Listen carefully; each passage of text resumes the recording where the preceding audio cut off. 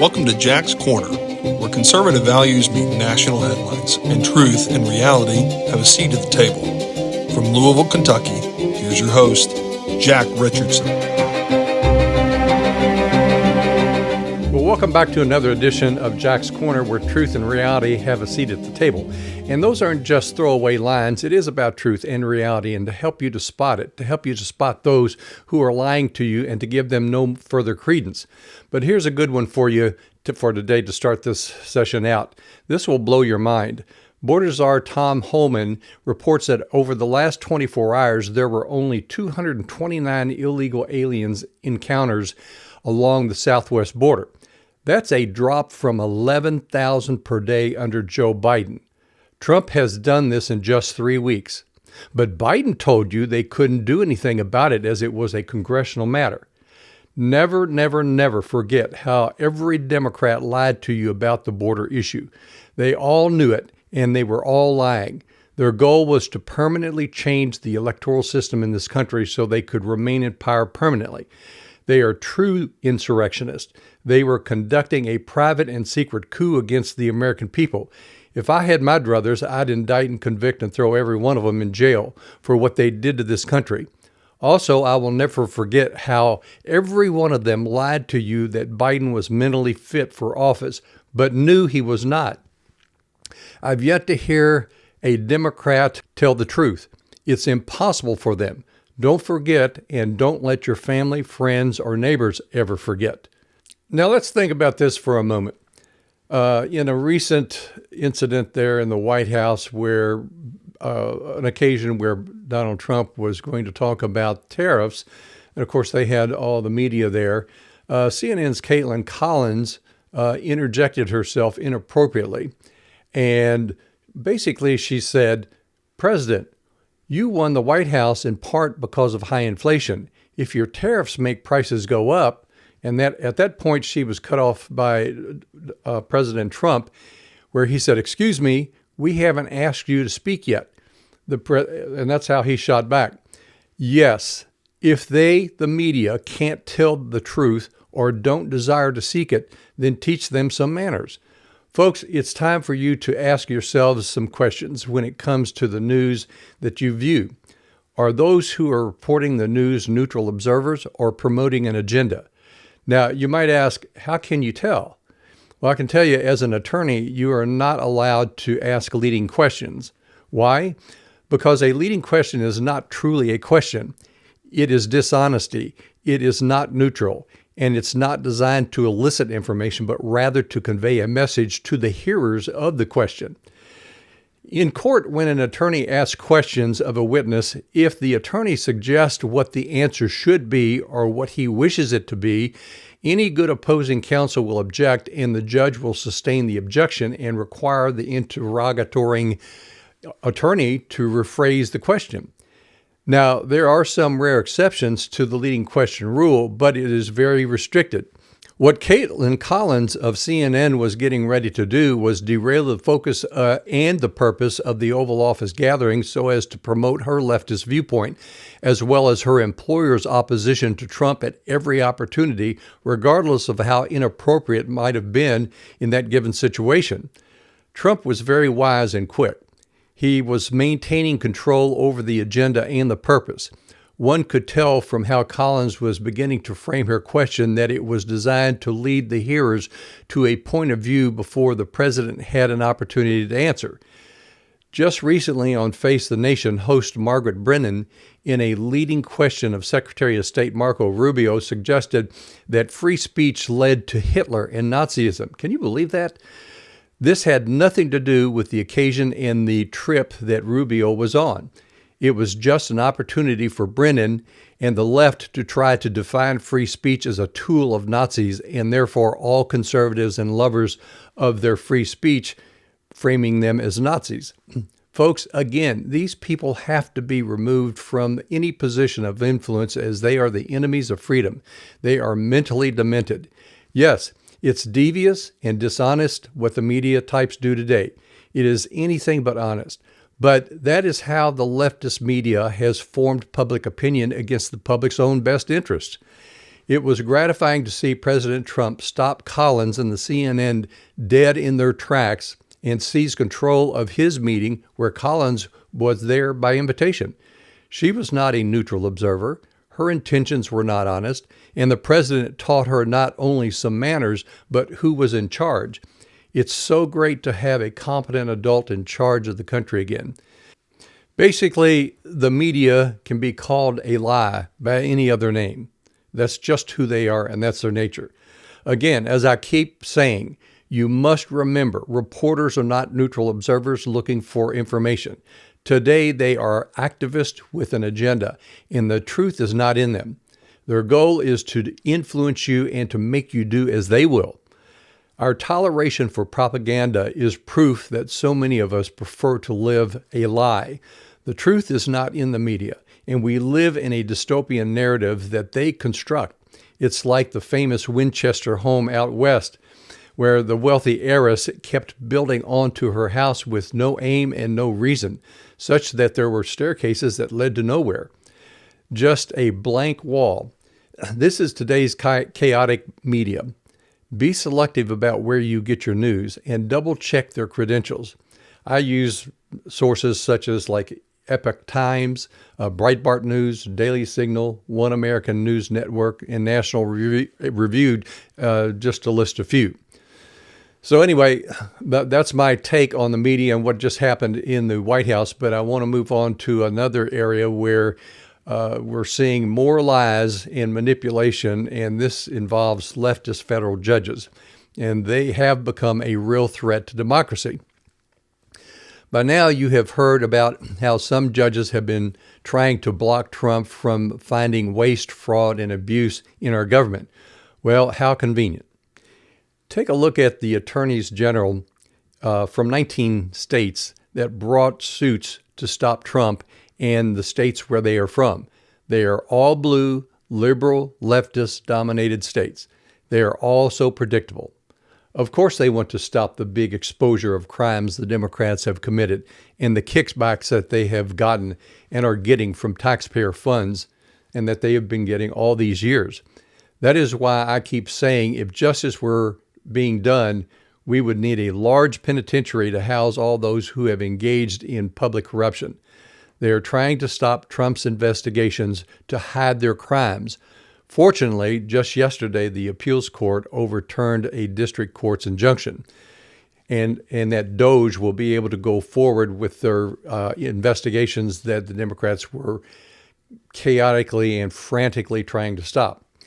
Even though that appeals court judge is liberal herself, she was not going to die on that hill, as she knew she was going to be overturned by the Supreme Court because the law was so very, very clear. But that doesn't stop a liberal. Among this criminal mindset are a lot of leftist federal judges that the Democrats got appointed under Biden. Those judges approach law like Machiavelli. The law doesn't matter, only the outcome, no matter how unjust, just as long as it advances their leftist causes. During Biden's term, he and Senator Schumer, the architect of judicial tyranny, flooded the federal courts, and get this, with over 220 radical political activists. You would be shocked at who these people are.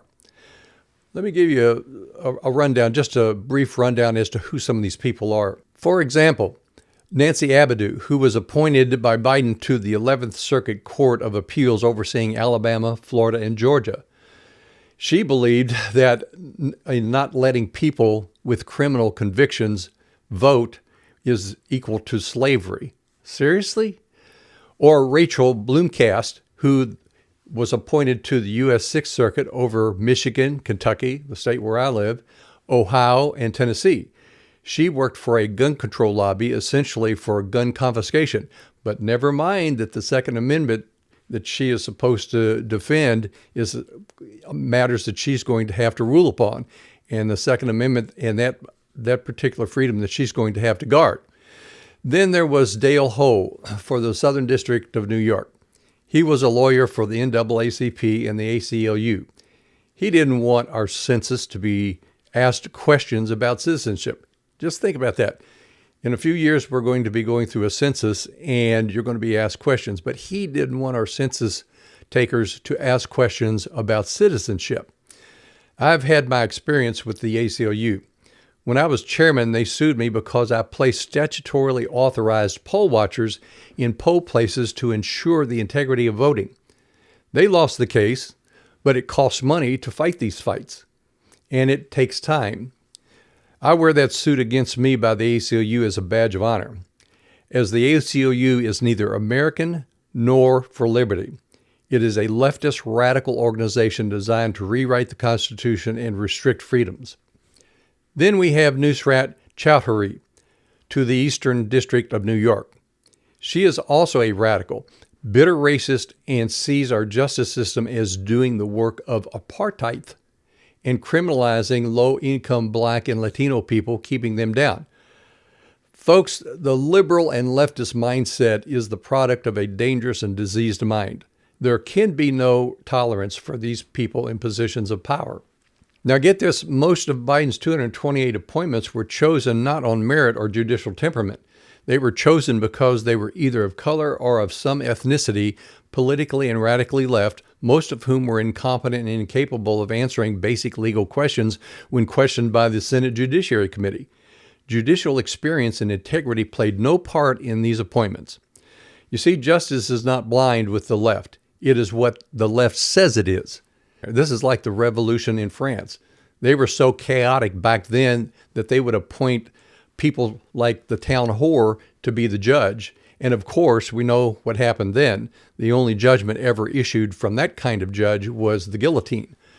To combat the decisions that come out of these courts, you must attach the name of the judge to those decisions so that over time it can be established that justice will not come from that court, and it serves as a warning to the higher reviewing courts not to tarnish themselves with the lower court rulings. There are such things as judicial, disciplinary, and retirement committees that need to be more active today. Right now, we are seeing how the federal judges are way out of their lane, and it is always the leftist Democrat-appointed judges that rule unjustly. Look at all the cases against Trump now to stop him from doing what you elected him to do. In all of Trump's cases, when the higher courts looked at the lower rulings, which were rulings by leftists and radicals, they found them in error and reversed them. Remember, there is a reason we have appeals courts, because the judges do not always get it right, and particularly the leftists. That's because of incompetence, bias, a departure from the rule of law. They are ideologues, not judges. They need to be more easily removed from the bench. Now, here's another item of news that gave me such delight this week. And that was J.D. Vance's, our vice president's, Munich trip. I wish you could have seen this. Some of you may have, but I wish you could have seen the faces in the crowd of European elites when they were being lectured by Vance. If you keep jailing people, and this is what Vance said, if you keep jailing people for the exercise of free speech, then you are on your own. Defend yourselves. Now, we know that Europe killed God, so they think. They are a ship basically without a rudder now. They are total atheists who live with the futility that comes from such a belief system. They love playing the role of God, but then can't figure out why everything they do is an abject failure. I loved what J.D. Vance did. He metaphorically smashed a cream pie of truth into the faces of the diseased elite group of globalists that are losing their grip on Europe, which always ends with wannabe tyrants beginning to jail people for speaking their minds. Thank God that he placed us between two oceans to quarantine us from the diseased thinking that has kept one part of Europe or the other in a perpetual state of war. Just to give you a flavor of the verbal chastisement that Vance gave the European leaders who were gathered there expecting to hear how America was going to continue their authoritarian slide into tyranny, Vance gave them a verbal lashing. By the way, before I start, Europe has been taking away their citizens' freedoms for some time. And I, along with many of my friends, have recently canceled trips to Europe, as you can now be threatened with jail time, even as an American, if you have said anything that threatens their woke ideologies. Freedom of speech is essentially dead in Europe, and Vance basically told them that as they drift further away from those common values that hold them and the United States together, then they will find themselves on their own to fight the external tyranny on their doorsteps. Vance highlighted the instance of an Army veteran who silently prayed 200 feet away from an abortion clinic in the UK. He was arrested and fined. Get this. In Scotland, people were warned that even if they prayed inside their homes, they could be arrested and jailed for that. Folks, these liberals and leftists are monsters. Yes, you could be jailed for a thought crime. There are numerous examples of this. In fact, one might argue that Russia is freer. Get this. In 2023, there were around 400 arrests in Russia for things that people posted on the internet. Citizens of Russia. But in England, there were 3,400 arrests for the same thing. In a conversation I had with Nigel Farage, who I hope will be the UK's next prime minister, I told him that with some of the threats coming from certain officials in England, I'm deferring any further visits to the Isles until they change their laws and resume the freedom of speech. Yes, what is going on in Europe is Orwellian. It's Orwell's 1984 dystopian novel come alive. The United States must condition any further support, financially or otherwise, upon Europe's return to basic democrat values and freedoms. If they don't, then Vance and Trump are right. Screw you. Good luck. You're on your own. Fight your own wars and do it without our billions in taxpayer monies. I can think of 1,000 places that money can be better spent. And we can start with North Carolina or our airports, highways, and our cities. Waste no time in making use of the reprieve from tyranny and the blessing that God has given us in the leadership of Trump and Vance. And when I say that, I mean get off your duff, your overfed duffs, and do something to help the leadership you elected. They can't do it alone. And with that, I want to go transition over into a topic regarding congressional spending. And my question is why would you ever trust Congress to do oversight and cut costs when they're the ones that caused them? The Democrats in Congress and the Senate are showing up on the news stations, concocting scare tactics that people's benefits are going to be cut, and Trump is being unconstitutional. I've suffered through about 3 weeks of all this nonsense and these hell-bound liars trying to scare the public. The Democrats do not want accountability because they have been the beneficiaries of the gross expenditures, fraud, and corruption. If you have noticed, the Democrats will not address the discovery of the waste and corruption. Why? They know that the investigation will cycle back to D.C. and find itself in the pockets of Democrats. So what should you do? Well, tenaciously hold these people to account for their lies and obstruction. Name them. Make them own it. Senator Kaine, Klobuchar, Bennett, Schumer, Schiff, and Jeffries in the House. You must relentlessly pursue these people. Call them, call their offices, and their numbers are available on the internet, whether they are your representatives or not. It doesn't matter. Call them, call your representative, even though they are voting correctly. Even they need some encouragement. Don't be quiet. You know how to do it. You were 2 years old one time, and you knew then how to make yourself known until you got your way. So speak up, for heaven's sakes. After all, you need to make amends for toxically tolerating the Democrats doing it their way until they almost destroyed your country. It's time to turn the tables. The winning playbook was written long ago. The problem is the Democrats were the only ones using it. So start making some noise and go after these lying Democrats. Expose them for the liars they are until we complete the criminal investigation and evidence that Trump and DOGE is collecting so they can indict them and remove them from any influence over the country and over you. Now, I've got a topic here that is irresistible because it's another example of how you're being manipulated and how the left lies and how these Democrats are lying. And it's regarding egg-inflation. And, when I hear them, when they're asked questions about what's going on and the Democrats just don't know what to come up with. So it dawned on me the other day that it turns out that eggs are the only thing people eat anymore. Have you noticed that? The only thing that the Democrats want to talk about anymore when you see them on TV is that eggs, eggs, eggs. Well, I thought we had more to our diet than eggs. Yeah, just listen to the news because that's all the news media wants to talk about and broadcast as well. They want to talk about the price of eggs, even though that increase in cost occurred under Biden. Yep, 64% increase under Biden. Well, in reality, the media wants you to think it was Trump that caused the cost of eggs to go up, even though he's only been in office for 3 weeks. Think how utterly ridiculous that is. It's disingenuous. They are now blaming Trump for not fixing the problem in 3 weeks that they created throughout their 4 years. Why would you ever listen to that person again? Trump is cutting the waste out and revealing the fraud in the billions of dollars. The Democrats say that is a constitutional crisis. You want to talk about constitutional crisis? Let me inform you of what a constitutional crisis is. It's when the Democrats attempt to deny President the exercise of his constitutional mandate and executive powers that you gave him back in November. Now, when it is a Democrat in office like Bill Clinton, then he can eliminate 400,000 employees, and that's okay. There is no constitutional crisis there, only a Democrat Party in crisis where they want to obstruct a president in the execution of his duties.